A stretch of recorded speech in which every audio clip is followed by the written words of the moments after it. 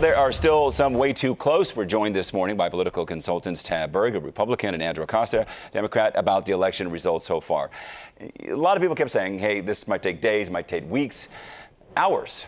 And the Senate flipped. Let's start with the White House. Anticipated, not anticipated? I know you were anticipating this, Tab. Andrew, I'll start with you.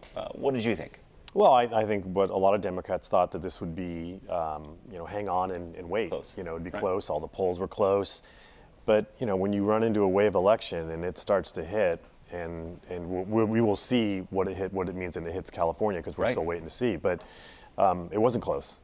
And decisive, too. When we talk about the messaging here, we talk about what did Kamala do wrong, what did President Trump do right. Where do you think the bigger issue is? With Trump doing something right or Kamala not making up the difference enough? Tab? Well, I think the tone was a big part of it. And the tone from the Harris campaign was very lecturing, very almost arrogant, kind of, I can't believe you wouldn't support me over this guy.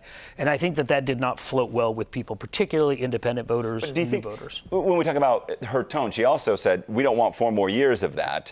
We want calm civility. You think that didn't connect as well, or you think it was more issues? It absolutely did not land. People are like, look, I'll tell you what's important to me. Gotcha. I want you to tell me what you're going to do for me. And she failed to do that at every level. Andrew? Yeah, I think it's less about the rallies and lectures and more about the TV ads.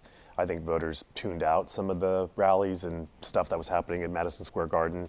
Well, especially by the time that Kamala got into the race. I mean, we've been seeing Trump on the campaign trail for more than a year now. Those numbers were dwindling. Still had some huge rallies. Kamala had a huge boost when she first came in. I mean, but rallies, obviously, the media loves to talk about the crowd size. Voters don't care. Right. And that's what I think what we saw is who closed strong on with the TV ads, and the Trump ads were on the economy, Biden, Kamala failing, and the ad on the trans, her talking about, trans surgeries. Those were a problem for her. Yeah. And couldn't shake it. And she couldn't shake it. And You also think that Trump had the message for the economy squared away long before Kamala was in the race? Yeah, and I'm not sure I agree with Andrew on that. I think the rallies actually did, because they were a reflection of energy. And if you really took a look at both campaigns during the final 2 weeks, the Trump campaign was having fun, had high levels of energy. The Harris campaign felt very moribund, very, very programmatic. And I think that the rallies... Come on. well, I don't know, having a concert where the singer doesn't sing.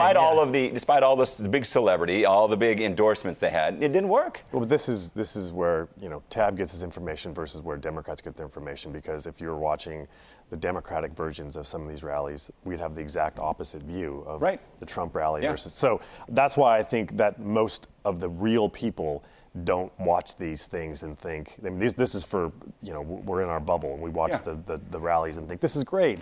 You watch the rally and think it's scripted, so it's all just sort of theater. On both sides. Right. When we talk about where do we go from here, how can Democrats regroup from this, especially when we talk about the Senate changing power, which some may have expected, the decisiveness of it, maybe not, and of course all the races in California across the country that have switched.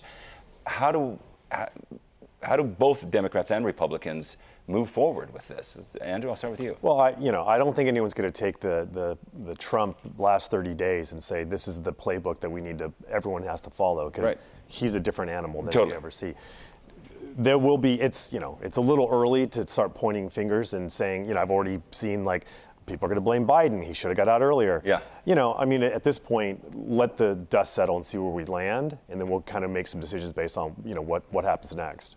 Yeah, I mean, I think it's too early, and I think the big hope has to be if Trump is going to come in and govern in a different way. I mean, we're already seeing from Democrats offering excuses like, oh, well, yes, of course the economy is going to take off because Biden set it up so well. Do you think Trump can change his tone, though? I mean, his speech last night, it's a little bit that way. Do you think he can discipline and get focused, or is it I don't still know that we need him to get disciplined or focused. I think he needs to deliver on the things he said he was going to deliver on. He needs to tighten the border. He needs to draw down regulations so that the economy can spur up. And I mean, you saw a one-day rally on the stock exchange already. Do you think he's going to be able to stop the wars, like he said, a couple of days once he get in office? I mean, that's obviously going to take longer. Yeah, I mean, I don't think he's going to be able to call up a couple of leaders and shut down the Russian invasion. I don't think anything can stop the war in the Middle East until Israel completely takes out Hamas. A lot of lessons to learn, though, from this. Definitely be talking about this. Guys, thanks. I know you're on zero sleep this morning, so we appreciate it. Hitting up some serious questions this morning. Andrew Acosta and Tab Berg, political consultants, giving us inside baseball. And, well, where we go from here, it's going to be a tough call.